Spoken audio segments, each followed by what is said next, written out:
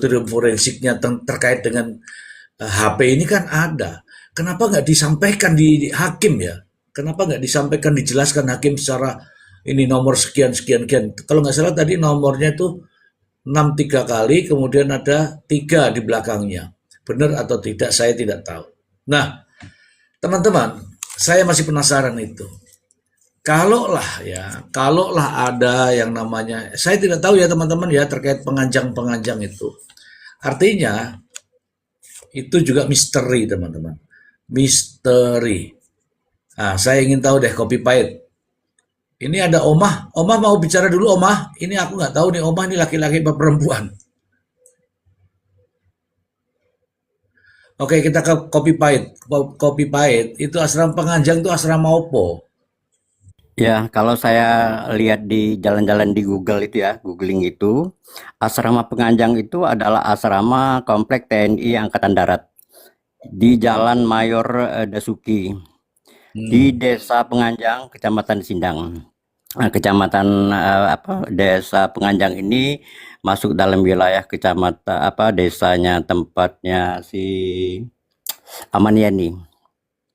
Ya, Oke, itu yang saya tahu. oke. Berapa nggak sampai setengah jam deh kalau dari TKP itu Ya. dari jalan lurus ke tokonya itu lurus saja ntar belok kiri.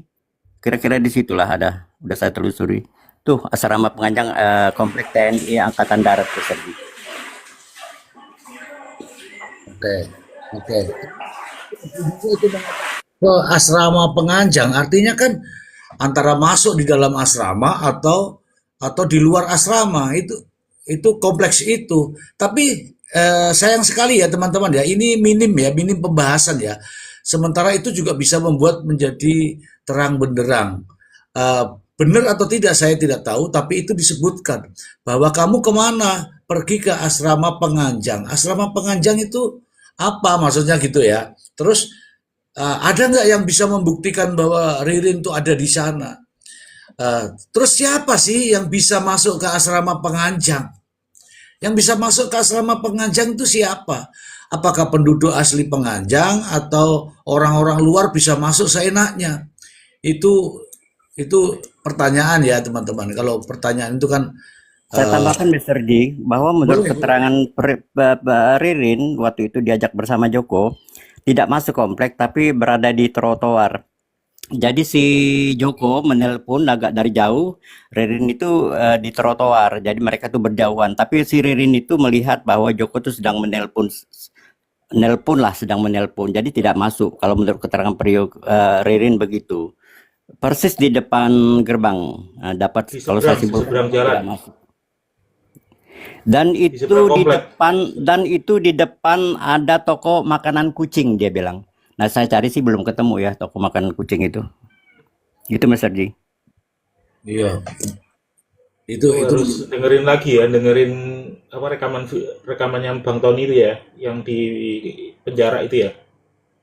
Saya buatkan PT kan, bagaimana orang bisa berjalan-jalan, ya kan, sesuai tiba-tiba ketemu tuh asrama penganjangnya, itu kan nggak jauh. Cuman saya ngambil video itu bukan dari TKP, tapi dari SMA.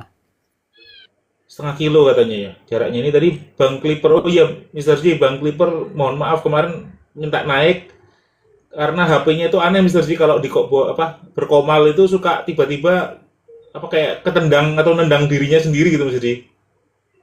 Bang Clipper siapa kok? Iya, Clipper Darmayu kemarin kan sempat sempat naik tuh Mister J, belum sempat ngomong tiba-tiba dia turun.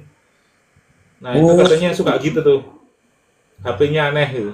Ini tadi ya. saya tanya sih, jaraknya 400-500 meter, itu sebelah desa dari TKP. Nah, pada saat itu kan berarti si LD bilang itu kan Ririn tidak ada kan di video yang dia lihat itu.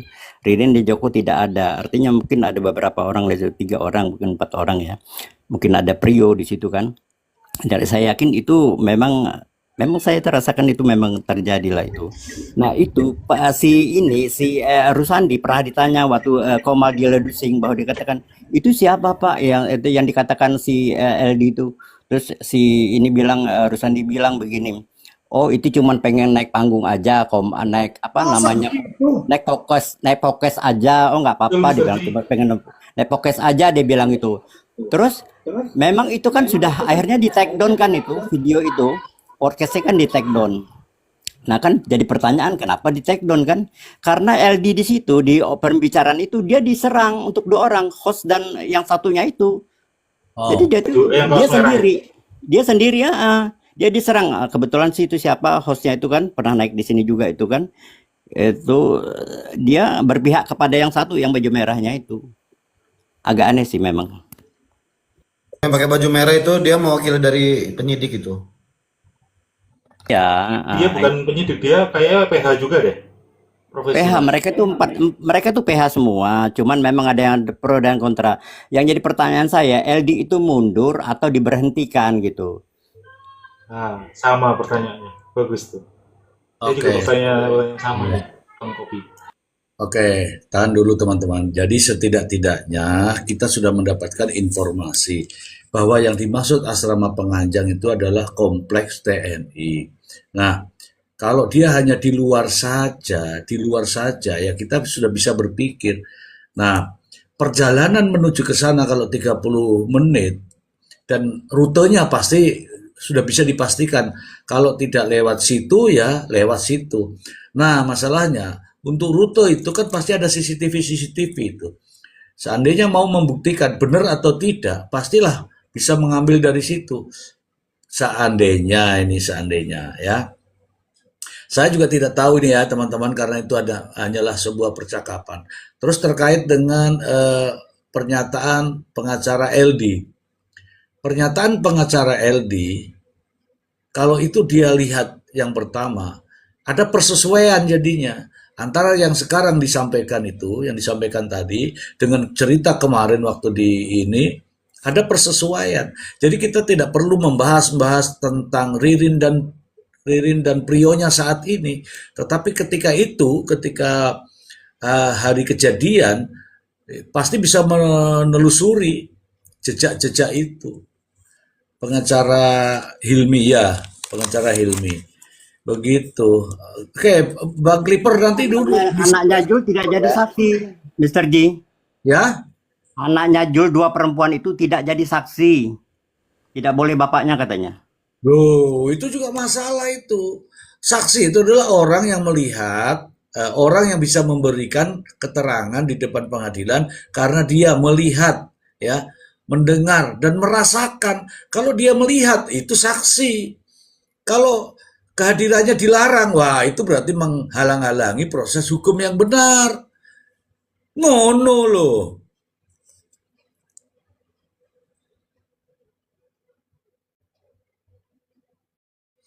Rangkar Romantika Mr. Z di channel YouTube Dede Sumitro ada informasi penting terkait hasil uji digital forensik.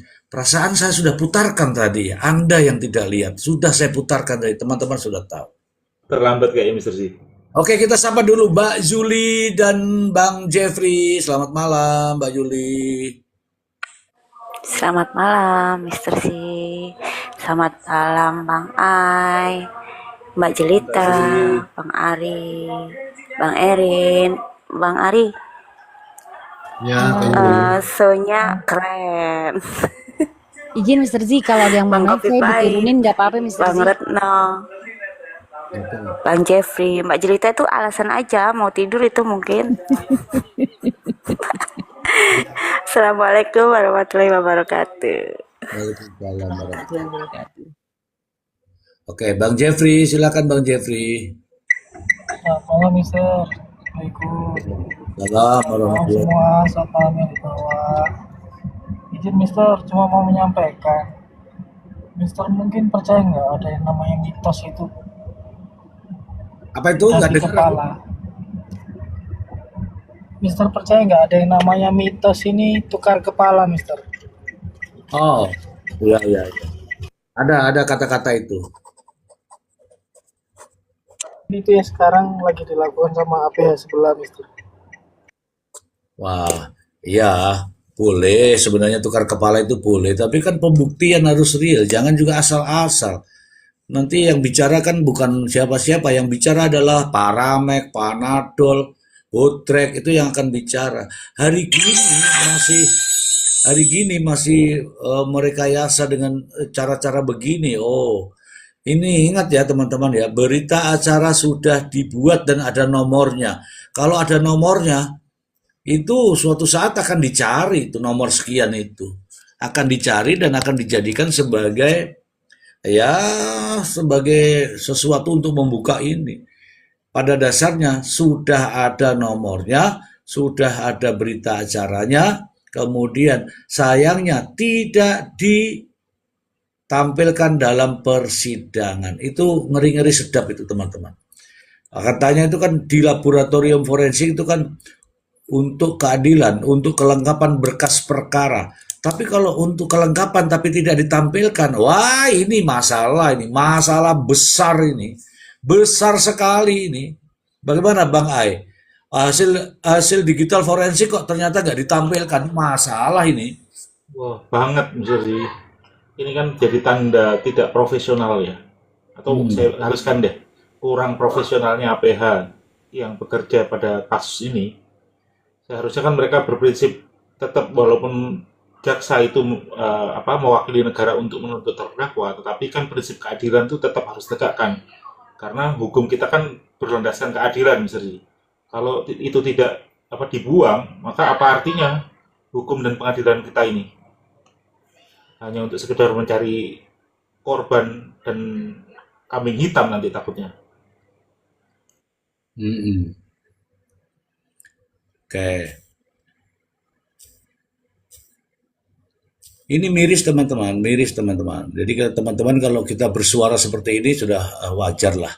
Kalau teman-teman punya suara lain juga nggak ada masalah. Kalau suara lain ya silahkan disuarakan di manapun ya, silahkan bersuara. Ya, silahkan bersuara di tempat lain nggak apa-apa. Ya. Ini Nangdut mau bertanya, saya Nangdut tapping aja Nangdut, di tapping aja tapping.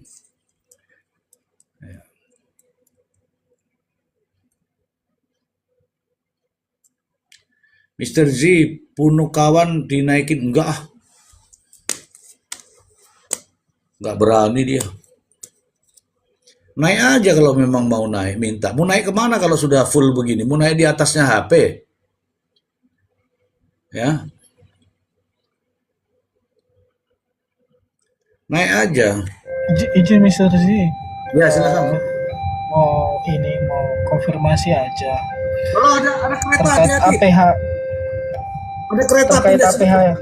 Aman-aman Mr. Z Oh, di kendaraan. Kalau Mr. Z ingat yang APH pertama nggak Mr. Z atas nama LD itu setelah mengadakan podcast 3 orang itu, ya. selang beberapa harinya kan 3 hari itu kan video di take down. 1 hari berikut dia kan lagi foto bersama itu Mr. Z di kantor Polres itu bersama dengan anggota DPRD. Mr. Z pernah lihat nggak? Ya. Ya, lanjut. Bisa jadi kalau menurut dugaan saya mungkin ada tekanan di balik itu semua. Jadi supaya ini bahasanya membungkam sesuatu kejahatan besar. Tekanan kali Bang, iming-iming. Kalau tekanan ya mana mungkin foto bersama kan gitu. Itu tadi bisa jadi kan karena ada sesuatu atensi yang mungkin melibatkan orang besar di belakangnya. Jadi mau tidak mau masalah ini ya dibiarkan 2 orang ini aja jadikan tumbal.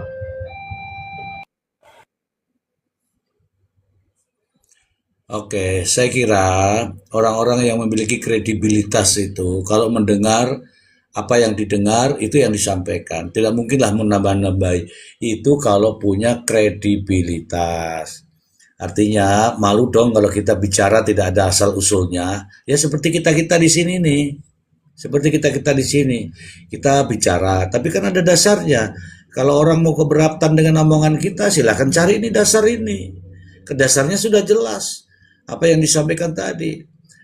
Coba Jelita diulangi lagi tadi yang Anda dengar tadi Jelita, yang Anda catat Jelita sebelum tidur Jelita. Orang ono meneh itu. Memang ini Jelita ini. Coba dipanggil lah, dipanggil lah. Kavia. Orang ono meneh cepet buat. Kak Jelita sayang, kan tadi sudah izin turun Mister J, itu mungkin sudah ngantuk itu, kriap-kriap sudah matanya. Ya, sengaja saya gangguin kok. Silakan Bang Ai, menurut Bang Ai tadi kan sudah dibaca. Mr. Ji, Jelita Silakan. tuh selisih 2 jam sama kita. Sudah tidur dia. Oke, nggak apa-apa, nanti biar terjebak ya, terus. Ini nggak naik nih Mister C. Mau dengerin nyanyi Indonesia Raya ini. Ah, cemeng dia. Harusnya nggak begitu, terus menghindar dia, takut Indonesia Raya. Padahal kita Kemarin nggak nongol ya. Jadi, iya. Ini ada tulisannya bakul sapi, nggak bisa nulis yang lain kah? Harus begitu terus kah tulisannya?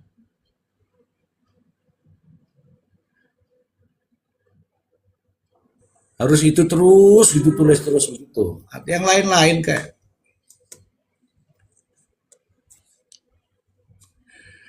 Ya, saya tidak ini ya terkait dengan saya hanya melihat bahwa terkait dengan apa yang terjadi ini saya melihat sebuah kejanggalan.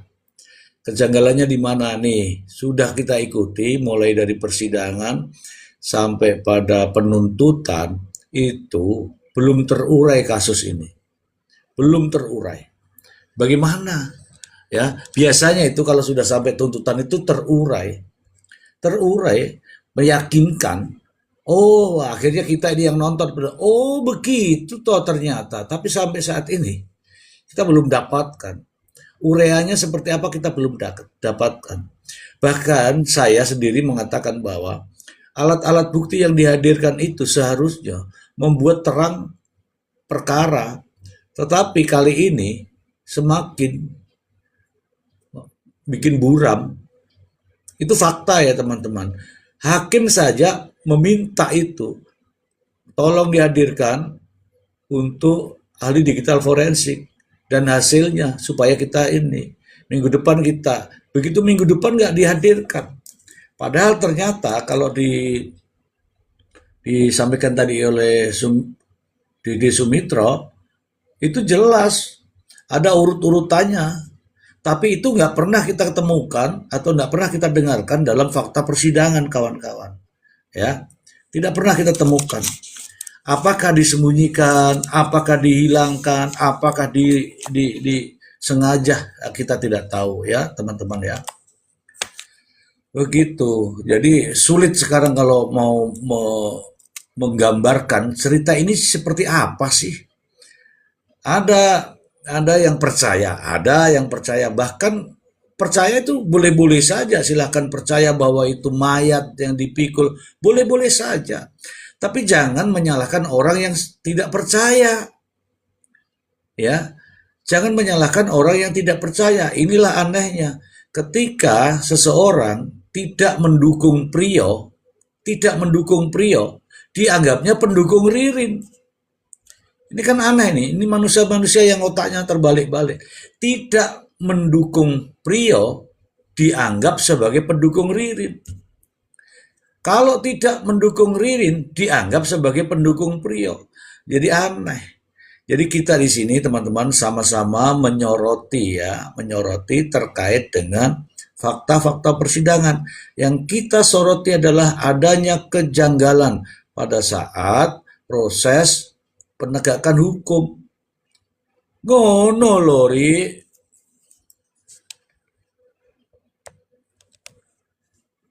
Bagaimana Bang Eren? Betul nggak? Ini kan jadi masalah itu. Kalau tidak pendukung Priyo dikatakan mendukung Ririn. Kalau tidak mendukung Ririn dikatakan mendukung Priyo. Itu anggapan.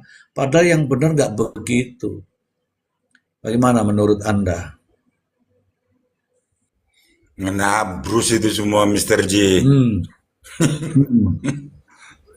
Kenapa makin kemari makin kesini kita lihat nampak dia Mr. J. Ya, Bahwa adanya memang ya teman-teman kita itulah yang bagaimana framingnya lebih kuat. Iya. Kalau kita mau bilang yang penting Ririn. Itu dia. Karena apa? Ya seperti itu. Kita lihat. Ya, sama kalau kita membahas atau membedah sesuai dengan apa yang terjadi, pasti kalau membedah dengan apa yang terjadi memang seakan-akan membela Ririn. Padahal mereka berusaha menutupin terjadi sebenarnya. Iya. Karena kacamata para netizen sama dengan kita bilang sekarang, mohon maaf, netizen bisa-bisa lebih paham secara kalau tatanan hukum oke lah terhadap para JPU dan penyidik ini. Kacamata kita aja netizen bisa melihat banyak sekali kejanggalan. Iya kan? Iya, betul. Banyak sekali lah kejanggalan. Jadi yang kita kalau kita menyatakan adanya kejanggalan ini, udah bela Ririn. Dan framing yang paling kuat adalah Mr. J bahwa keempat nama ini dari Ririn. Padahal sama-sama kita dengarkan dan kita pertontonkan bahwa 4 nama ini sesuai fakta persidangan adalah dari Priok. Iya kan? Tetapi kalau ada yang mengatakan teman-teman juga, kalau ada yang mengatakan bahwa seperti kata Ririn bahwa nama 4 orang itu, ya udah tahu lah itu bahwa orangnya adalah mengarah kemana. Itu aja dia Mr. J. Kalau kita mau lihat, iya kan? Para penonton kita ini taunya 4 nama itu adalah dari Priok, bukan dari Ririn. Dan pada saat Priok menyampaikan 4 nama itu, Pak Tony belum apa-apa di pengadilan itu. Karena pada saat itu Priok masih PH-nya Pak Ruslan. Yang saya tegas-tegas saja, Mr. J. Kenapa? Capek juga Mr. J. Kasus Cirebon saya juga komal keras. Permasalahannya CCTV dan handphone. Kasus Subang juga saya ikut membahas. Permasalahannya adalah handphone dan CCTV. Diulang lagi di Indramayu ini. Permasalahannya adalah handphone dan CCTV yang tidak transparan. Bagaimana mungkin seperti Cirebon, ke-7 orang ditahan tapi keputusannya adalah kecelakaan. Kalau kecelakaan, bagaimana ada orang yang bisa terpidana?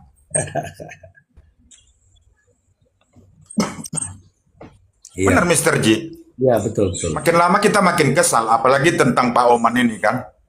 Dalam waktu singkat kita bisa melihat sama-sama fakta persidangan, CCTV atau apapun yang sama-sama kita tonton. Baik di baik di persidangan, baik melalui medsos, baik mau apa. Saya rasa nggak bodoh lagi para netizen ini.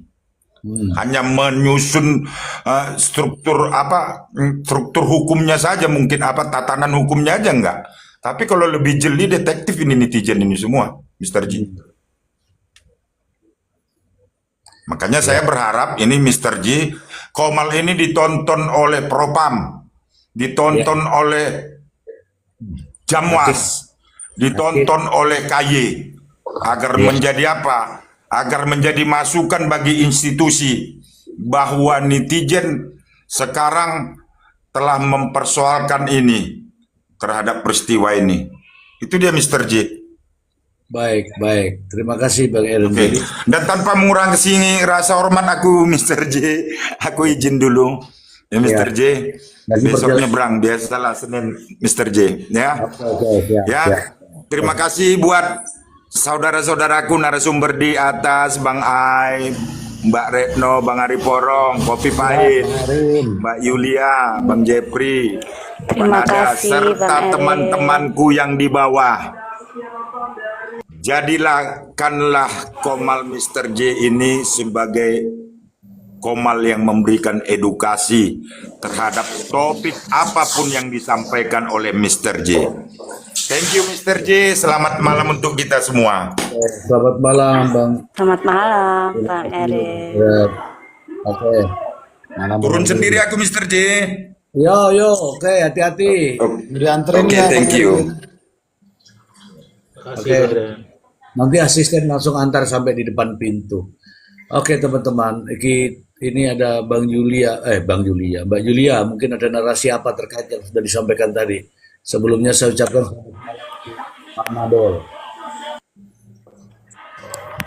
Selamat malam, Mr. C. Ya, Gini ya, dari awal itu saya nggak ada ketertarikan di kasus ini ya, cuman sepintas-pintas saya dengar-dengar di berita itu ada pembunuhan di Pauman. Sampai Ririn menyatakan itu di persidangan pertamanya itu, saya bukan pembunuhnya, saya bukan pembunuhnya. Kan teriak-teriak seperti itu sebelum Bang Tony masuk kan.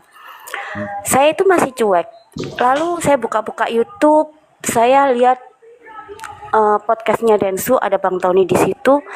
Saya dengerin lah. Baik, oh ternyata seperti ini. Bang Tony-nya tertarik kan karena dia ada laporan dari wartawan itu saat Priyo ngasih surat perlawanannya di hakim itu. Bang Tony tertarik, akhirnya menemui mereka di lapas. Itu akhirnya saya semakin tertarik. Lalu tapi saya nggak ada keinginan untuk cari tahu ya, cuman tertarik aja. Saya buka-buka TikTok, belum ketemu komalnya Mr. J, saya buka-buka YouTube. Nah, ada komalnya Mr. J di situ kan, itu siaran ulang dari TikTok kan, yang di YouTube itu kan. Oh, ini menarik. Saya cari tahu sendiri. Oh, ternyata ada di TikTok Mr. J. Saya cari tahu sendiri. Mungkin sama nama Mr. J bicara. Saya cari tahu, ternyata dapat itu. TikToknya Mr. J bicara. Saya lihat di situ. Itu pertama kali saya masuk komal. Itu di Mr. J bicara. Karena saya berpikir ya sependapat dengan pemikiran saya bahwa ada yang aneh di sini. Kalau Bang Tony sudah masuk, saya tahu kan profesionalnya Bang Tony seperti apa. Kalau Bang Tony sudah masuk dalam satu kasus, itu berarti sudah ada yang janggal. Saya yakin di situ setelah melihat podcastnya Densu. Lalu saya ke komalnya Mr. J. Saya belum masuk ke komal-komal yang lain. Itu pertama kali saya masuk komalnya Mr. J. Lalu saya diizinkan untuk naik dan saya bisa bicara di situ. Ya pertama kali bicara saya di komal itu ya komalnya Mr. Z. Itu satu. Lalu yang kedua, waktu saya dengerin pengakuannya, saya masih belum berpihak ke Ririn, itu masih belum. Saya melihat wawancaranya Bang Tony, rekamannya itu setelah Priyo merubah keterangannya itu kan, Bang Tony lalu menghadirkan postingan rekamannya itu.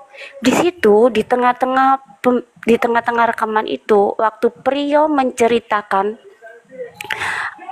anak ratu itu, waktu yoga memukul anak ratu itu, di situ samar-samar saya dengar Ririn bicara begini, astagfirullahaladzim, berkali-kali saya dengar itu. Kalau nggak didengarkan berulang-ulang mungkin nggak terdengar itu suara Ririn karena samar-samar. Lalu dari situ saya langsung nurani saya bicara, oh pasti dia nggak ikut-ikutan. Karena kalau orang ikut-ikutan gak akan spontan dia bicara seperti itu. Dia itu diem waktu Priyo menceritakan kejadian kronologinya itu di Bang Tony, dia diem aja.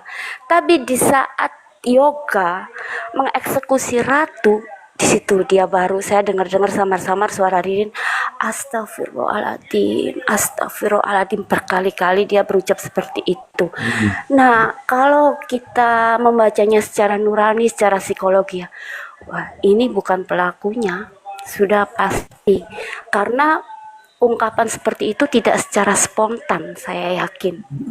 Itu kalau kita bisa menilai secara nurani dan tanpa kepentingan. Tapi kalau mereka itu yang menolak fakta persidangan seperti itu, terus yang memframing Ririn seperti itu, saya yakin mereka punya nurani, tapi dikesampingkan dengan kepentingan-kepentingan itu. Nah, saya nggak kenal sama Ririn dan saya pertama kali juga nggak tertarik dengan kasus ini. Tapi kenapa kok lambat laun saya akhirnya tertarik dan semakin mendalami. Karena nurani saya mengatakan Ririn nggak bersalah. Terserahlah orang mengatakan saya berpihak ke Ririn atau apa. Tapi saya percaya kalau Ririn bukan pelakunya, bukan omon-omon doang, Tapi saya punya alasan untuk itu melalui tahapan-tahapan berita-berita, kasus-kasus yang saya dengar. Saya punya kesimpulan seperti itu. Semua orang yang berpihak ke Bang Tony, baik itu LBH Kansafar, baik itu Bang Feven Effendi, baik pokoknya Mr. Z ini, karena mereka punya nurani, dan nurani itu murni, bisa melihat kebenaran. Tapi mereka-mereka yang menolak semua itu karena mereka punya kepentingan, bukan berarti mereka nggak punya nurani, tidak. Nurani mereka mengatakan yang benar seperti ini. Tapi mereka mendenial itu karena mereka punya kepentingan. Nggak tahu karena intervensi, nggak tahu karena ada iming-iming, kita nggak tahu. Bahkan Priyo pun yang awalnya mengakui kalau Ririn tidak bersalah, itu pengakuan awal loh. Secara psikologis, apa yang dikatakan di awal oleh seseorang, itulah yang sebenarnya. Lalu di akhir cerita, dia berkhianat ke Ririn. Saya yang tahu ceritanya, dia kesehariannya sama Ririn, bahkan tidur di rumah Ririn, selalu kemana-mana sama Ririn. Kok akhirnya dia bisa mengkhianati sahabat, teman yang bahkan mungkin dia sudah anggap saudara?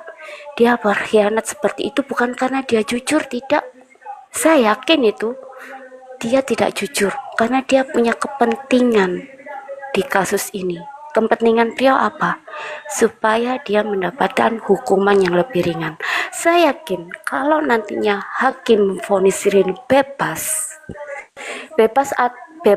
maksimal atau paling tidak hukumannya lebih ringan daripada Priyo, di situ Priyo akan sakit hati.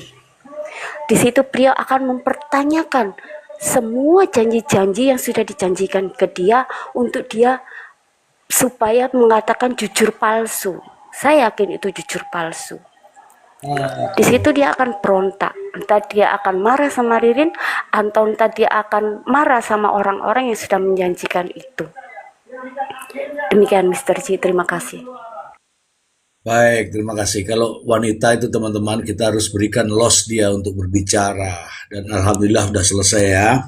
Oke, terima kasih ya Mbak Julia ini. Mantap sekali nih Mbak Julia, sudah runut mulai dari awal terus ternyata dari situ toh. Oh, ternyata pertama kali Komal itu ternyata di roomnya Mr. Z toh. Alah. Saya lihatnya dari YouTube karena saya pengen komen-komen bicara secara langsung, bukan lewat komen ya, bicara secara langsung. Kalau dari YouTube kan nggak bisa, nggak bisa, kalau di komen kan terbatas. Akhirnya saya cari-cari, oh ini pasti di TikTok, karena kan live-nya seakan-akan live-nya di TikTok kan. Saya tanpa tanya-tanya, saya langsung cari di TikTok. Oh ini ketemu saya Komal. Pertama saya masih masuk Komal di TikTok, Komalnya Mr. Z. Pertama kali saya diizinkan untuk bicara dan naik di Komal, ya di Komalnya Mr. Z. Demikian Mr. Z, terima kasih. Terima kasih ini pandangan pertama langsung jatuh cinta namanya itu ya. Oke teman-temanku, kita ucapin dulu ya selamat datang untuk Prof. Emran. Ini Bang Ai mana nih Bang Ai nih, kok lompat-lompat nih Bang Ai nih. Tahu nih, ketendang sendiri Mas Ri. Maaf. Oke, yang penting masih melek lah ya. Begini kawan-kawan. Silakan teman-teman diucapin selamat datang dulu Prof. Imran, silakan. Selamat malam Sri, malam semuanya. Selamat malam, Bro. Malam bro. Malam Prof. Emran, selamat datang. Malam Prof. Mr. G, izin saya turun, mau ada perlu dulu. Ya.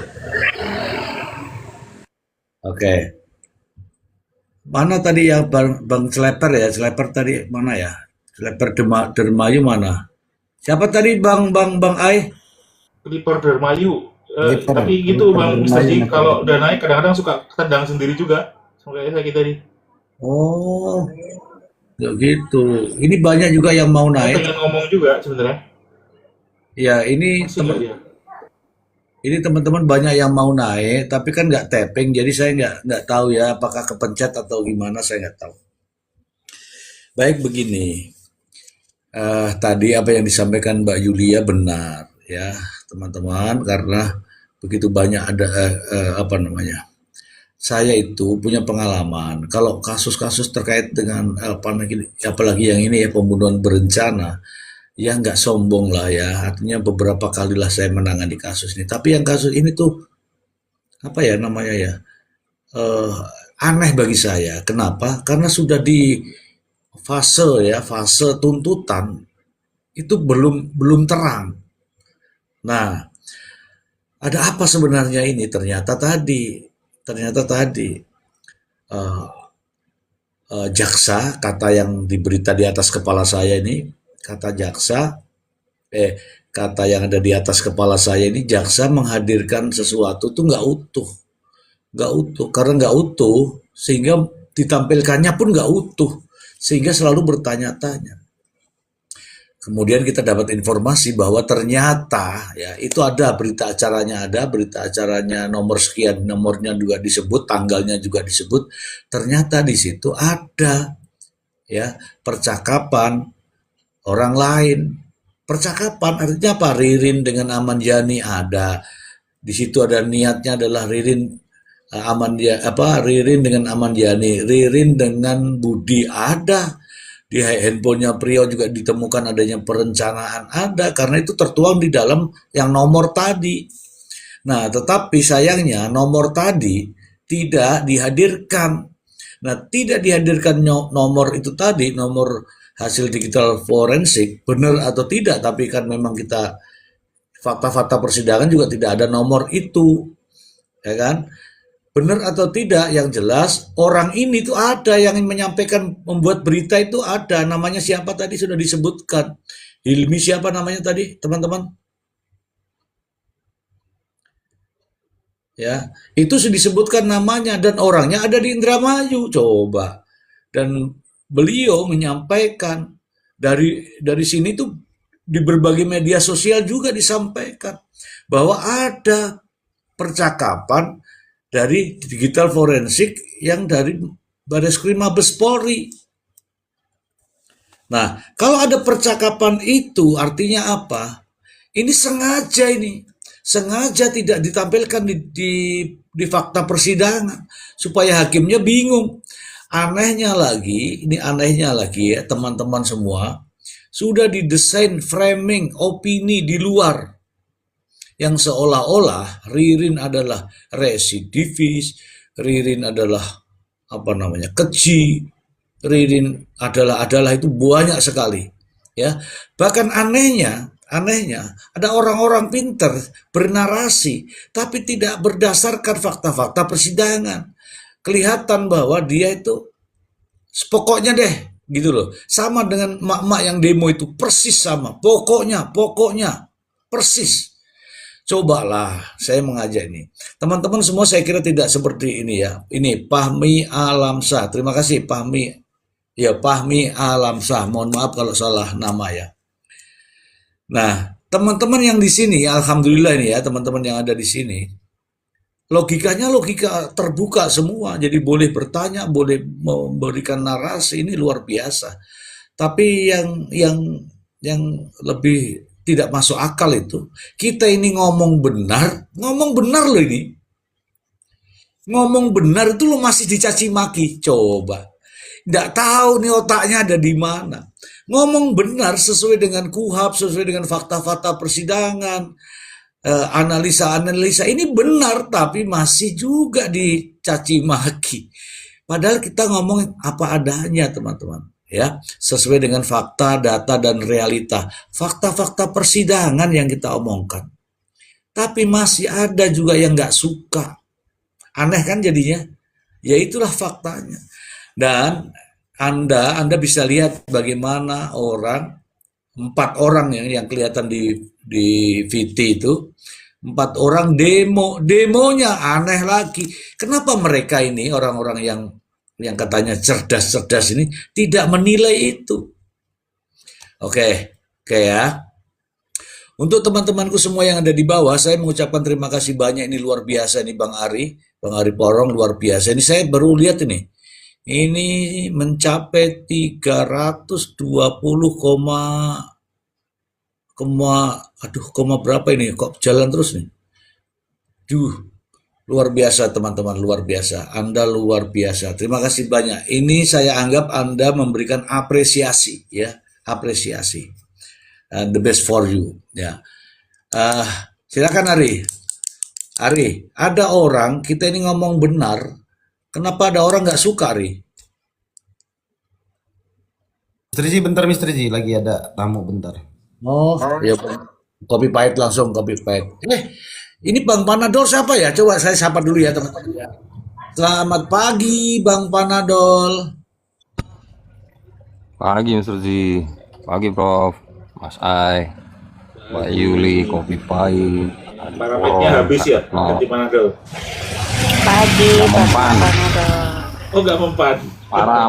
Paramek nggak mempan, Mas Ai. Ini makin pusing nih, dicoba Panadol. Ini Panadol ekstra lagi ya. Oke. Ekstra, forte. Siap, Mister. Tadi nyuci gerobak kita. Apa temanya, Mister? Ini loh di atas kepala saya. Nggak bisa baca ya ini ya? Wah, mata udah mata ini, Mister. Bentar, nanti biar kawan-kawan bacakan. Sebentar teman-teman, kita berikan yang lebih jelas dan terang ya.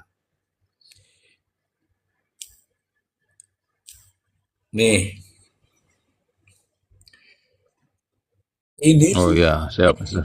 ya, ini sudah ditulis bahwa katanya nih oknum jaksa yang saya langsung ya, oknum jaksa yang manipulasi barang bukti HP terdakwa di sidang umum. Nah, saya sudah mendengarkan tadi dan saya juga sudah membaca isinya. Katanya ya, itu kan ada nomornya ya, nomor sekian-sekian, BA nomor sekian, tanggal sekian, ya kan? Itu ternyata ada semua dan ditemukanlah percakapan itu yang kita cari-cari selama ini.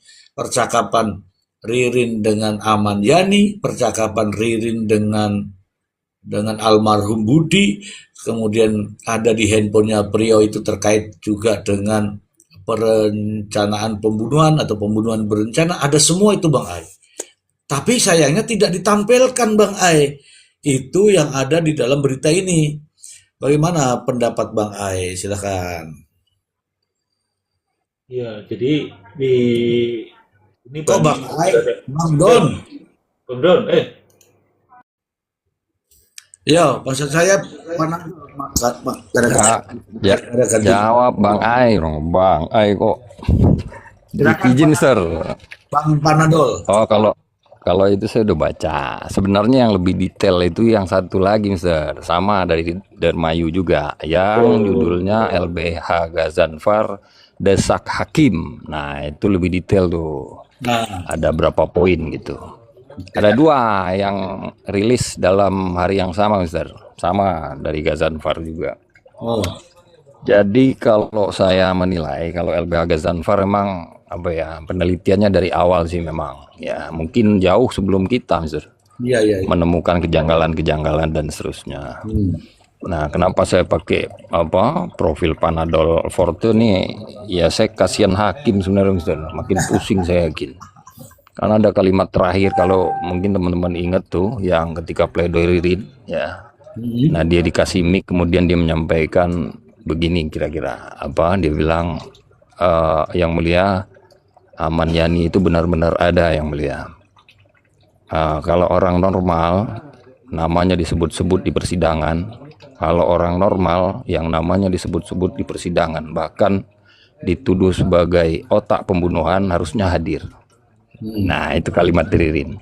Dengan kalimat seperti itu ke majelis, itu menurut saya langsung menantang logika hakim. Pusing yakin saya. Apa Karena kata-kata masuk akal. Bang Panadol? Ya, Kata-katanya Ririn apa?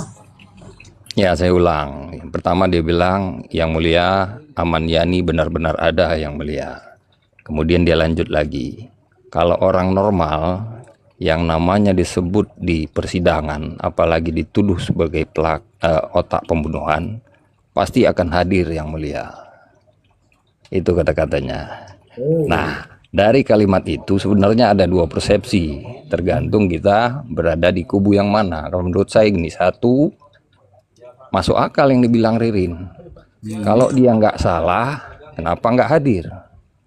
Nah, itu analisa yang pertama. Yang kedua, analisa kubu yang lain nih.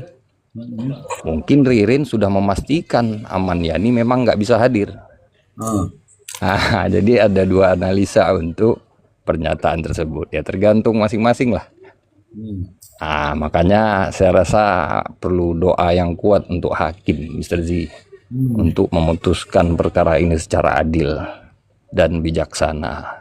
Hakim itu kan dalam bahasa Arabnya bijaksana artinya. Ya, itu sih sementara, Mister. Makasih. Tapi itu terbitan dari Yanfar juga. Yang mana, Mister? Yang tadi saya sebut. Dibaca tadi. Oh iya, Gazanfar juga beda judul, Mister. Oh, beda judul ya. Oke. Yes. Oke. Ada artikel berkaitan ini, konten ini, Mister. Jadi LBH Gazanfar itu ada tadi yang kita bacakan Desak Jangwas. Ini yang lagi populer nih. Lalu Mabes Polri nyorotin tadi hakim Jambas sama Mabes Polri disorot, Mister. Oh ya. Iya. Mabes Polri dan Polda Jabar.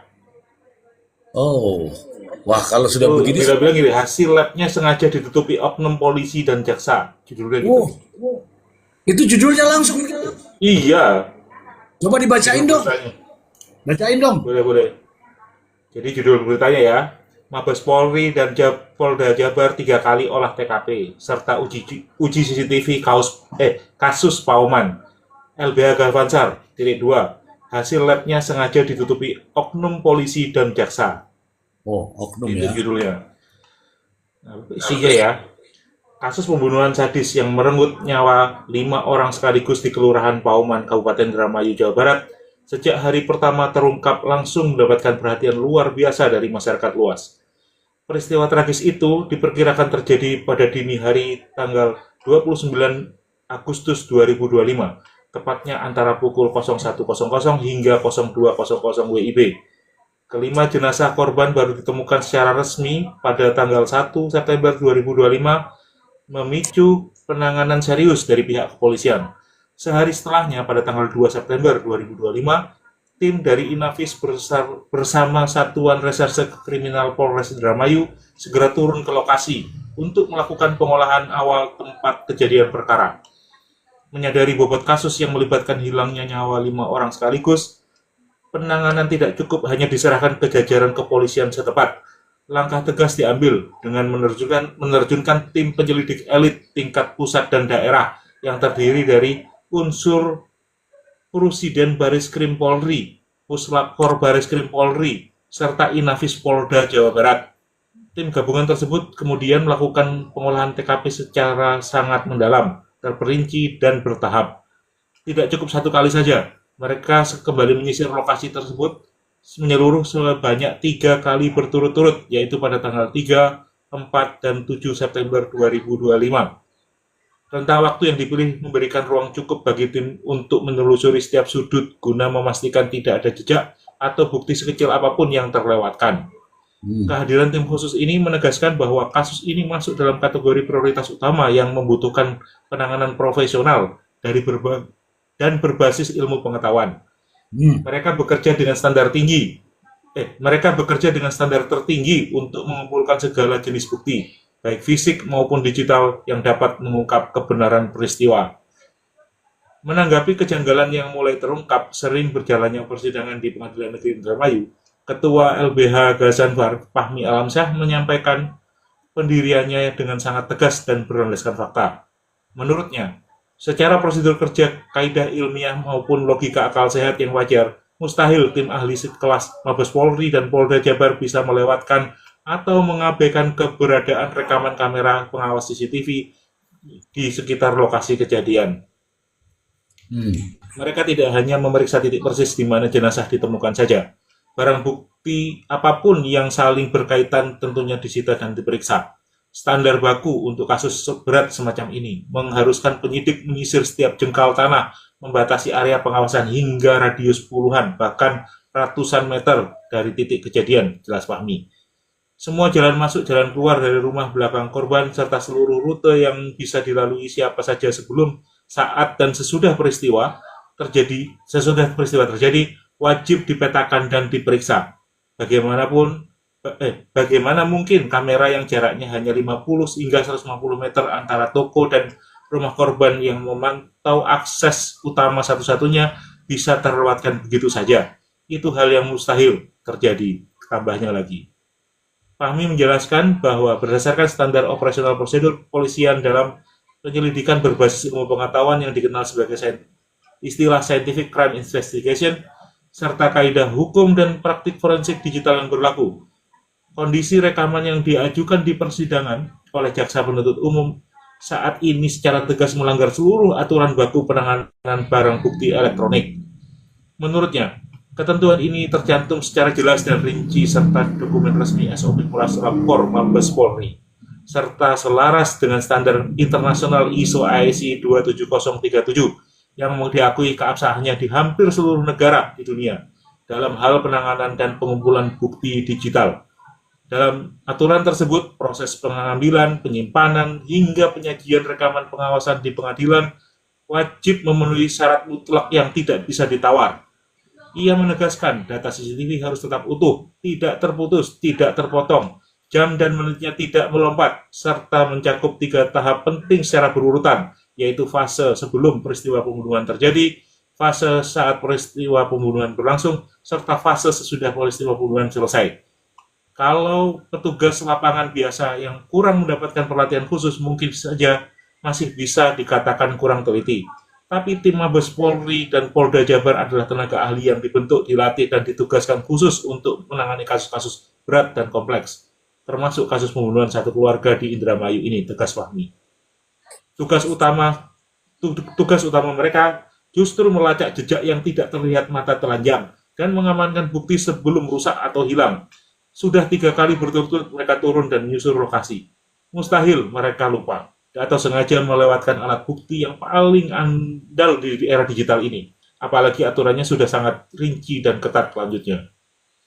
Namun kenyataannya di persidangan justru memunculkan hal yang sangat ironis dan membingungkan. Di tengah jalannya proses persidangan, tiba-tiba saja muncul rekaman CCTV dengan dalih bahwa rekaman itu baru saja diambil dan disita pada tanggal 19 Mei 2026. Atau tepatnya 9 bulan setelah peristiwa pembunuhan terjadi. Terungkap pernyataan rekaman CCTV itu tanpa ada izin sita dari Pengadilan Negeri Indramayu, ujarnya. Klaim bahwa CCTV baru disita Mei 2026 yang muncul secara mendadak ini secara langsung mempermalukan dan mencoreng citra kerja profesional Presiden Bareskrim Polri serta Polda Jawa Barat di mata publik. Hal ini menimbulkan 2 pertanyaan besar sekaligus dan yang membutuhkan jawaban yang jelas. Jika benar, tim ahli yang sudah 3 kali turun tangan itu sampai benar-benar melewatkan pengambilan rekaman tersebut, maka hal ini menimbulkan pertanyaan serius mengenai ketelitian, kewaspadaan, dan kemampuan kerja mereka dalam menangani kasus yang menyita perhatian publik, kata Fahmi. Sebaliknya, jika sesuai fakta, prosedur, dan standar ilmiah sudah pasti rekaman itu seharusnya sudah diamankan dari sejak awal. Maka klaim baru diambil itu bukan hanya sekedar kebohongan semata, melainkan juga bentuk pengingkaran terhadap hasil kerja tim elit sendiri yang sebenarnya sudah dilakukan dengan benar. Kebohongan itu makin terlihat nyata saat dikatakan dengan cara kerja teknis sistem penyimpanan rekaman CCTV yang berlaku secara umum. Setiap perangkat perekam digital menggunakan mekanisme penimpaan otomatis atau yang dikenal dengan istilah override looping. Cara kerjanya sederhana, begitu ruang memori atau kapasitas penyimpanan terisi penuh, sistem akan secara otomatis menghapus data yang paling lama untuk digantikan dengan rekaman terbaru yang masuk. Dan proses ini berjalan terus-menerus tanpa henti. Untuk perangkat perekam pusat atau DVR yang umum dipasang di ruko, bengkel, atau tempat usaha, biasanya memiliki kapasitas penyimpanan 1 hingga 2 terabyte. Dengan kapasitas tersebut, sistem hanya mampu menyimpan rekaman secara utuh dengan rentang waktu 14 hingga maksimal 30 hari saja. Sedangkan untuk jenis kamera yang menggunakan media penyimpanan kartu microSD dengan kapasitas standar 32 sampai 128 GB, maka masa penyimpanan jauh lebih singkat. Data yang terhapus total dan tidak bisa dipulihkan lagi hanya dalam rentang waktu 4-7 hari saja setelah perekaman berlangsung. Mengingat peristiwa pada tanggal 29 Agustus 2025, maka paling lambat pada awal minggu pertama bulan September 2025, seluruh rekaman yang tercatat pada tanggal kejadian sudah pasti tertimpa data baru dan hilang secara permanen dari sistem penyimpanan. Secara hukum dan teknologi mustahil data rekaman 29 hingga 30 Agustus masih bisa tersimpan utuh di mesin milik warga hingga Mei 2026. Jika benar baru disimpan saat itu, berarti rekamannya sudah musnah total dan tidak ada lagi, kata tegas Fahmi. Jadi klaim oknum polisi dan jaksa adalah kebohongan besar yang bisa dibuktikan dengan sains. Sekalipun hal itu merusak nama baik dan kredibilitas tim penyidik tingkat pusat yang sudah turun tangan dan bekerja sesuai prosedur sejak hari pertama, tambahnya. Kebenaran yang sesungguhnya justru terbalik dari narasi yang dibangun di persidangan rekaman CCTV tersebut sebenarnya sudah diambil, diamankan, dikloning secara sah, dan diuji keasliannya oleh tim puslapor Bareskrim Polri tepat saat dilakukan pengolahan TKP pada awal bulan September 2025. Bukti asli beserta hasil analisisnya sesungguhnya sudah ada dan tercatat secara resmi dalam dokumen laboratorium negara. Namun sayangnya, hasil uji yang sah dan otentik itu sengaja disembunyikan selama 9 bulan lamanya dari pengetahuan hakim, pengacara, dan publik.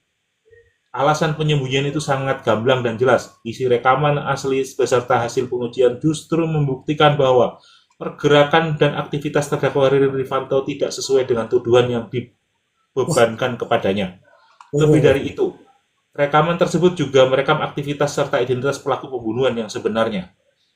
Karena isinya bertentangan dengan skenario dakwaan yang sudah dibangun sedemikian rupa, maka oknum aparat penegak hukum kemudian melakukan rekayasa secara sistematis dan struktur. Mereka memotong garis waktu atau temporal tempering sehingga jam dan menit dalam rekaman terputus-putus dan melompat-lompat tidak berurutan. Selain itu, kualitas gambar juga diturunkan secara sengaja hingga menjadi buram, kabur, dan pecah piksel. Hal ini dilakukan agar wajah dan bentuk benda yang terekam tidak bisa dikenali secara jelas.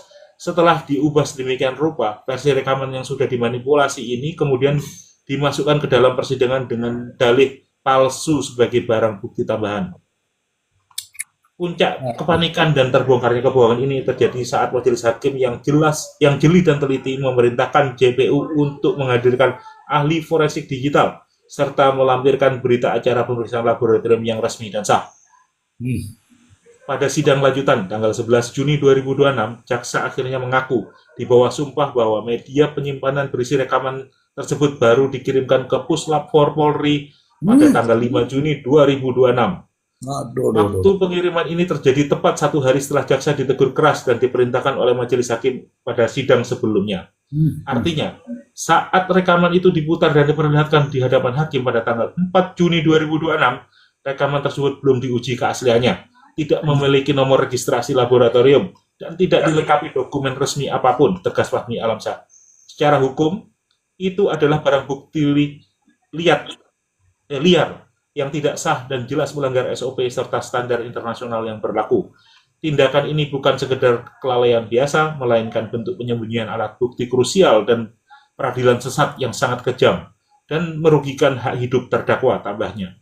LBH Gafansar meminta majelis hakim agar membuka penyelidikan baru untuk membuka pelaku sebenarnya, serta memastikan berita acara pemeriksaan laboratorium asli hasil pengujian yang dilakukan pada bulan September 2025 segera dikeluarkan, dibuka, dan diperiksa ulang secara transparan. Keadilan tidak boleh dibangun di atas kebohongan, rekayasa teknis, serta penyembunyian fakta ilmiah. Tujuannya adalah agar kebenaran yang sesungguhnya terungkap, pelaku asli diadili, dan tidak ada orang yang bersalah dijadikan kambing hitam demi menutupi kesalahan dan atau kepentingan tertentu. Gitu, Mr. Z. Wow, ngeri ya. Mana itu, Bang Ai? Tolong kirimkan ke saya. Sebentar dulu ya. Iya. Tolong kirimkan ke saya itu nanti. Jadi gini, kawan-kawan. Saya ingin bertanya dulu kepada kawan-kawan di atas maupun di bawah. Apakah berita yang dibacakan oleh Bang Ai tadi Ada salahnya atau tidak? Ada yang salah atau tidak? Atau sengaja membuat salah atau tidak? Teman-teman, silakan. Teman-teman silakan. Beritanya itu masuk di akal apa enggak? Ya kalau yang berarti kan sudah sesuai dari awal Mister Z. Polda, Mabes Polri ya kan sudah sesuai itu mereka kan. Nah, Iya. kembali lagi oknum Polres ini yang main-main. Oke. Jadi apa yang dibacakan oleh Bang Aid, tentu saja teman-teman, itu semua masuk akal. Ini kasus bukan kasus biasa. Pembunuhan ya, 5 korban. Dan ini menjadi atensi bagi atasan. Atasan diantaranya adalah Polda Jabar dan Mabes Polri. Ketika Polda Jabar sudah turun, tadi sudah disebutkan 3 kali turun berturut-turut dan mengarahkan, kemudian juga melakukan hal-hal sesuai standar prosedur. Tapi akhirnya hasilnya seperti ini. Seolah-olah tadi dalam bahasanya itu seolah-olah yang baik itu dijadikan buruk. Teman-teman sudah bisa menilai dari ini ya, itu ada di mana-mana itu beritanya itu. Nah, kalau yang buruk-buruk itu teman-teman mengatakan bahwa itu sudah sesuai prosedur, itu teman-teman ngomong itu gimana? Ada akalnya enggak? Kalau yang buruk itu artinya tidak sesuai prosedur. Jangan dinarasikan sebagai sebuah pembenaran. Ini saya ngeri nih. Ini nih saya bacakan ini ya.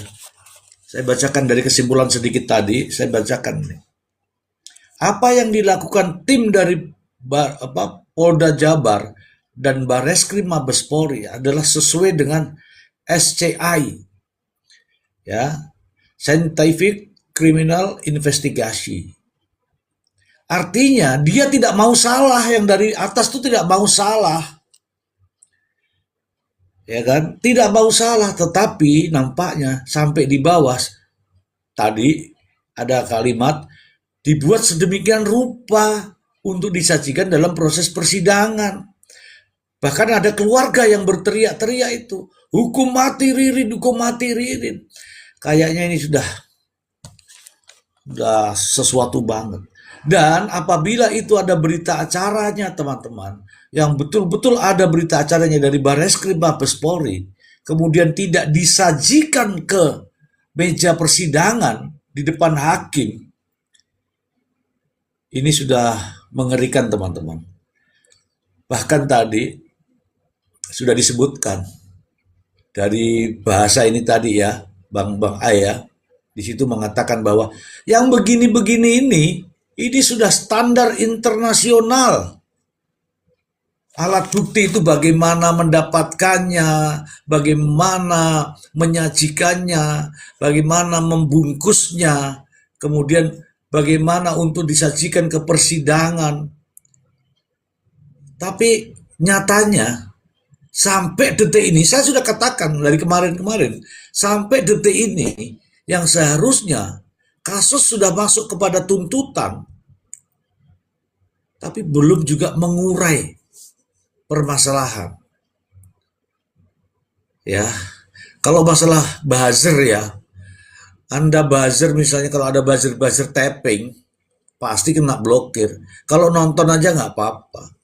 Oke, sekarang saya langsung saja ya ke Prof. Emran. Tadi sudah dibacakan begitu panjang dari Bang Ai. Bagaimana dari pandangan Prof. Emran?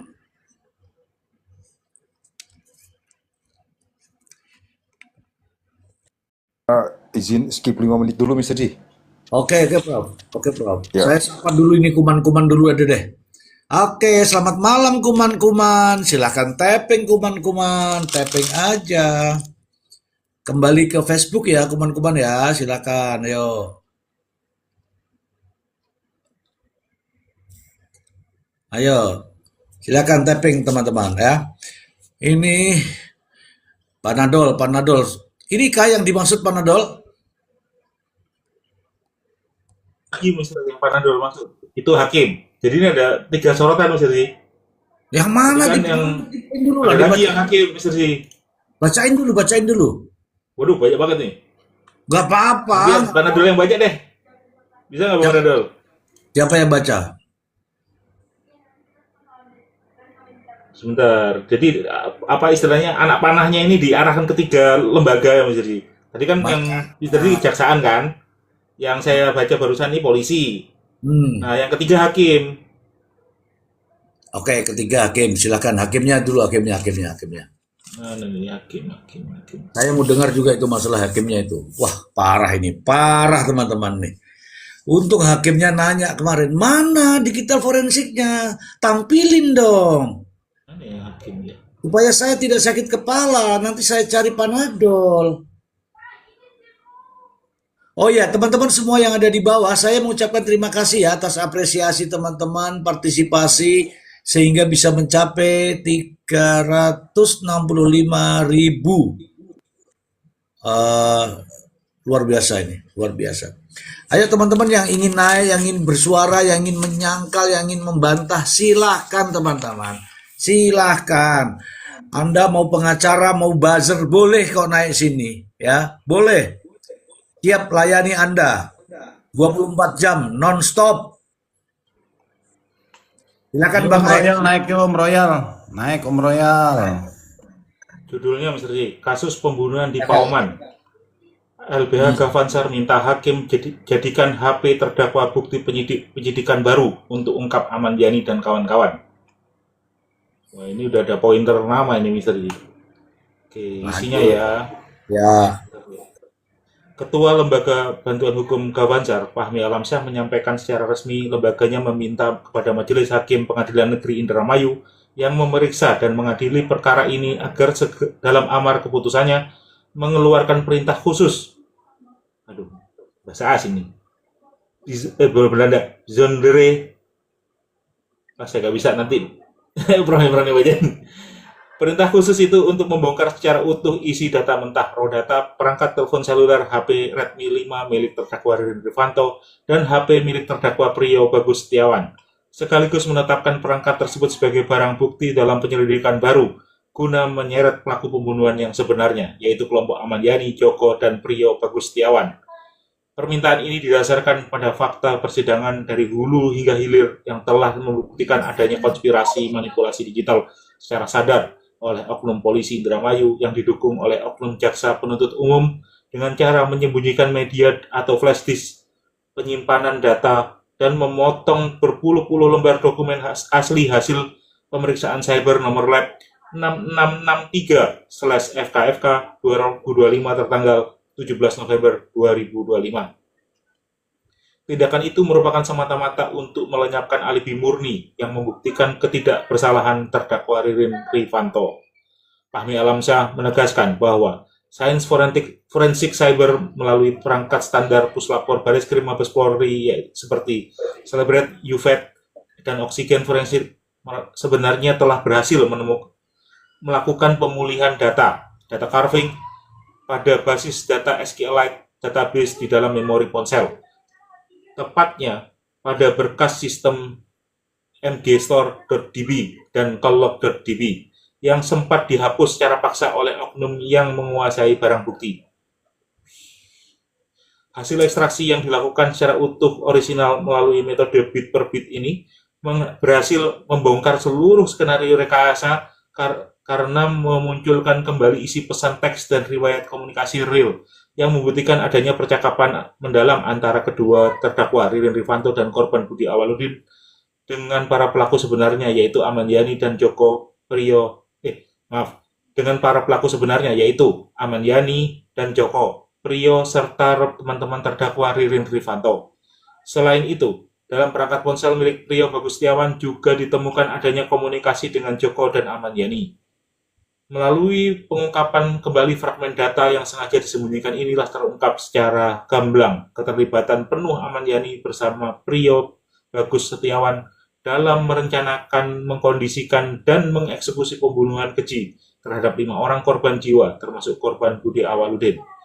Catatan log komunikasi yang tersimpan di dalam memori ponsel secara jelas merekam adanya koordinasi untuk menjebak dan mengarahkan keadaan sedemikian rupa agar terdakwa Ririn Rifanto tampak sebagai pelaku utama di lokasi kejadian. Namun, karena hasil temuan ilmiah yang objektif ini justru meruntuhkan skenario dakwaan pasal 340 KUHP dan membongkar siapa dalang sebenarnya. Oknum polisi dan jasa penuntut umum sengaja tidak melampirkan berpuluh-puluh lembar data mentah tersebut di dalam berkas perkara sejak penyusunan dakwaan awal Februari 2026. Sebaliknya, mereka menyembunyikan bukti yang meringankan itu dan nekat mengajukan tuntutan hukuman mati pada 18 Juni 2026.